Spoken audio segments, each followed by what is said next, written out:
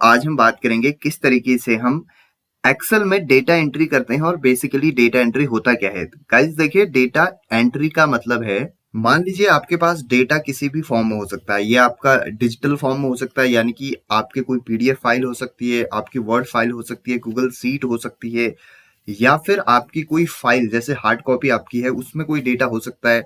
मान लीजिए किसी कंपनी के एम्प्लॉयज का डिटेल है या फिर कस्टमर्स की डिटेल है, उसको आप किस तरीके से एक प्रॉपर वे में एक्सेल शीट में मेंटेन करते हैं, उसको ही डेटा एंट्री बोला जाता है। सो गाइज, यहाँ पे मैंने एग्जांपल के लिए आपके समझने के लिए कुछ डेटा लिया हुआ है एक पीडीएफ शीट में। मान लीजिए आपके पास एक शीट है पीडीएफ फॉर्म में, आपको कुछ इस तरीके से डेटा दिया गया है और आपको बोला गया इसको एक प्रॉपर वे में आप एक्सेल में मेंटेन कीजिए। यही काम होता है बेसिकली डेटा एंट्री का जब आप किसी ऑफिस में काम करते हैं। सो की पॉइंट ये है, अगर आप डेटा एंट्री में काम करते हैं तो आपकी टाइपिंग स्पीड अच्छी होनी चाहिए जिससे कि आप फास्ट कर सकें डेटा एंट्री एक्सेल शीट में। सो गाइज, यहाँ पे कुछ पीडीएफ में हमारे पास डेटा है जिसमें आपको एम्प्लॉय डेटा शीट दिख रहा है, जिसमें ये आपकी हेडिंग है एम्प्लॉय डेटा शीट। इधर इनकी सब हेडिंग्स हैं, name, employee ID, gender, age, designation, date of joining, salary, address और कॉन्टैक्ट नंबर। अब देखिए नीचे इनकी सारी की सारी डिटेल्स हैं। अब इसको आपको बोला जाता है, एग्जाम्पल के लिए हम बात करते हैं कि आप एक्सेल शीट में मेंटेन कीजिए। हम इसको कैसे करेंगे क्विकली मेंटेन, जिससे कि हमारा टाइम भी सेव हो और हम फास्ट करें, उसको हम सीखेंगे इस वीडियो में। सो गाइस, यहाँ पे मैंने एक एक्सेल शीट ली हुई है जिसमें हम इस डेटा को अब मेंटेन करते हैं। सबसे पहले हम क्या करेंगे, इस पीडीएफ शीट में मैं जाऊंगा यहाँ पे और देखूंगा सबसे पहले हमें क्या करना है। एम्प्लॉय डेटा शीट जो आपकी हेडिंग है उसको ऐड करना है और उसके बाद सब हेडिंग्स ऐड करनी है। सो सबसे पहले मैं यहाँ पे इन दोनों को मेंशन करता हूँ। मैं यहाँ पे जाता हूँ और मैं ऊपर की दो कॉलम्स को छोड़ दूंगा और यहाँ पे लिखूंगा सब हेडिंग। सबसे पहले हमारा नेम है उसमें, उसके बाद आपका हम शीट में जाके देखेंगे एम्प्लॉय आईडी है, जेंडर है, एज है, डेजिग्नेशन है, उसी तरीके से हम लिखेंगे। फिर क्या है, एम्प्लॉय आईडी, फिर आपका जेंडर है, फिर एज है, फिर डेजिग्नेशन है। डेजिग्नेशन के बाद क्या है, फिर से हम जाते हैं यहाँ पे और देखेंगे आपका डेट ऑफ ज्वाइनिंग है, सैलरी है, एड्रेस है और कॉन्टैक्ट नंबर है। Date of joining, salary, address and contact number. यहाँ पे लिखूंगा मैं डेट ऑफ ज्वाइनिंग, फिर salary, address and contact number. So guys, इस तरीके से मैंने ये हेडिंग्स यहाँ पे ऐड कर दी है। ऊपर वाली दोनों की दोनों जो हमारे यहाँ पे रोज हैं, इनको मैं सेलेक्ट करूंगा और यहाँ अलाइनमेंट ग्रुप के अंदर आपने मर्ज एंड सेंटर इस पे क्लिक करना है, तो आपकी दोनों की दोनों जो आपकी रोज हैं वो मर्ज हो जाएंगी। उसके बाद हम यहाँ पे लिख देंगे मेन जो हमारी हेडिंग है एम्प्लॉय डेटा। हेडिंग्स हम देख लेते हैं क्या है, एम्प्लॉय डेटा शीट, इसको हम लिख देते हैं सबसे ऊपर। इस तरीके से मैंने ऊपर दोनों ही आपकी हेडिंग एंड सब हेडिंग्स लिख दी हैं। अब मैं इसको थोड़ा सा बड़ा कर लेता हूँ। ऊपर आप जाएंगे, फॉन्ट वाला जो ग्रुप है इसमें यहाँ से हम फॉन्ट के साइज को बड़ा कर लेंगे। मान लीजिए मैं इसके साइज को कर देता हूँ यहाँ पर 26। और उसके बाद नीचे आपकी जो यहाँ पे सब हेडिंग्स हैं, इनको अगर आपने फिक्स करना है, मान लीजिए आपकी यहाँ पे एम्प्लॉय आईडी जो है, डेजिग्नेशन जो है, ये प्रॉपर नहीं आ रहे हैं, तो उसके लिए आप क्या करेंगे, यहाँ पे आप कॉलम के ऊपर जाएंगे, जैसे प्लस का साइन बनेगा इस पर डबल क्लिक करेंगे, या फिर आप इसको इस तरीके से ड्रैग कर सकते हैं जितना आपको इसकी विड्थ बढ़ानी है। विड्थ बढ़ाने के बाद अब देखिए ये प्रॉपर एक बार विड्थ बढ़ चुकी है। और प्रॉपर विड्थ बढ़ाने के बाद मैं क्या करता हूँ, यहाँ पे नीचे हमें मेंशन करना है, उससे पहले हम क्या करते हैं, इसमें थोड़ा सा और फॉर्मेटिंग कर लेते हैं। एम्प्लॉय डेटा शीट जो मैंने यहाँ पे लिखा है इसको मैं सेलेक्ट करूंगा और ऊपर जाऊंगा, यहाँ पे इसको मैं बोल्ड कर दूंगा फॉन्ट ग्रुप से। और उसके बाद में यहाँ पे मैं कुछ कलर कर लेता हूँ।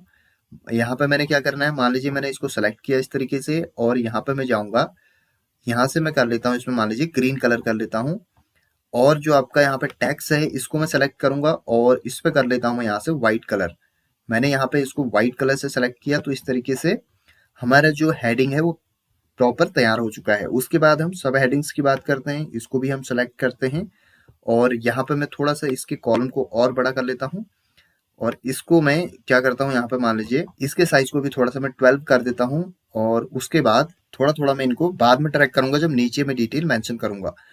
इसके बाद मैं नीचे यहाँ पे इस पे भी कुछ कलर कर देता हूँ, मान लीजिए मैंने कर दिया येलो कलर और इसको मैंने बोल्ड कर दिया।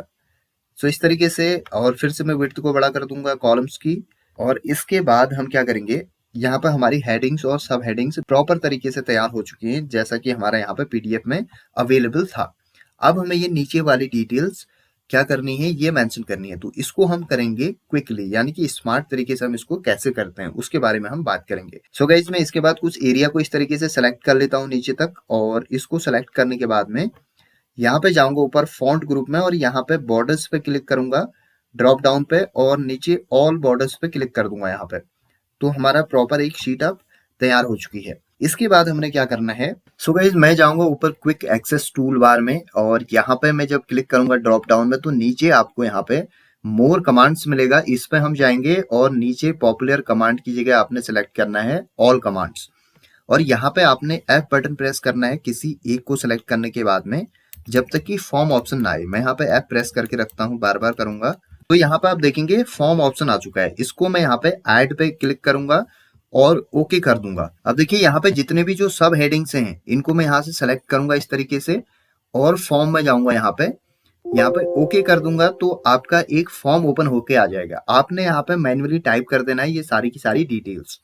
मैं इसको वहीं पे जाऊंगा दोबारा से पीडीएफ में, जो हमारे यहाँ पे फाइल है, यहाँ पे एम्प्लॉय का नेम पहला वाला जो हमारे यहाँ पे डिटेल है मदन कुमार, ये employee ID, male, age, executive, date of joining, salary, और ये एड्रेस और ये कॉन्टेक्ट नंबर, ये सब मुझे यहाँ पे एंटर करना है। मैं यहाँ पे लिखता हूँ मदन कुमार, उसके बाद एम्प्लॉय आईडी, मैंने सारी चीजें यहाँ पे फाइल में देख के करनी है। फिर जेंडर, उसके बाद एज, उसके बाद डेजिग्नेशन, फिर डेट ऑफ ज्वाइनिंग, सैलरी, उसके बाद आपका सैलरी के बाद एड्रेस और फिर कॉन्टेक्ट नंबर। सो गाइस इस तरीके सारी की सारी डिटेल्स मैंने यहाँ पे फिल कर दी हैं। उसके बाद मैं यहाँ पे क्या करूंगा, इसको एंटर कर दूंगा ऐसे, और एंटर करते ही आपके यहाँ पे कंप्लीट डिटेल फिल होके आ जाएगी। अब इस एड्रेस वाला जो आपका कॉलम है इसको आप बड़ा कर सकते हैं यहाँ से। अब देखिए ऐसे ही आपको अगले एम्प्लॉय की डिटेल फिल करनी है, उसके बाद अगले की, तो इस तरीके से आप कंप्लीट फॉर्म को यहाँ पे फिल करेंगे, ऑटोमेटिकली यहाँ पे डिटेल्स आपकी फिल हो जाएगी। मैं इसको फिल करके आपको दिखाता हूँ। सो इस तरीके से मैंने वीडियो को फॉरवर्ड कर दिया है और यहाँ पे डिटेल आपकी फिल कर दी है। अब फॉर एग्जांपल मान लीजिए आपको किसी एम्प्लॉय की डिटेल यहाँ से डिलीट करनी है, तो यहाँ पे आप क्या करेंगे, फाइंड नेक्स्ट में क्लिक करेंगे। जिस भी एम्प्लॉय की डिटेल आपको डिलीट करनी है उस तक आपने फाइंड नेक्स्ट करना है, और उसके बाद डिलीट पे बटन प्रेस करेंगे और आपकी जो डिटेल है वो डिलीट हो जाएगी। सो इस तरीके से आप क्विकली डेटा को मेंटेन यहाँ पे कर सकते हैं। उसके बाद आप यहाँ पे इन कॉलम्स के साइज को थोड़ा सा बड़ा कर लीजिए इस तरीके से, और उसके बाद हमने इसको यहाँ से नेम वाले कॉलम के साइज को भी मैं बड़ा कर लेता हूँ, थोड़ा सा इसको ड्रैग करके इस तरीके से, और इसको कंप्लीट आपने सेलेक्ट करना है और यहाँ पे अलाइनमेंट ग्रुप में इसको मिडिल में ले लेना है। इस तरीके से आपकी एक प्रॉपर शीट यहाँ पे तैयार हो जाएगी। सो गाइज ये था आज का video. If you like please subscribe this channel and share it with your friends. Have a great time ahead. Bye bye.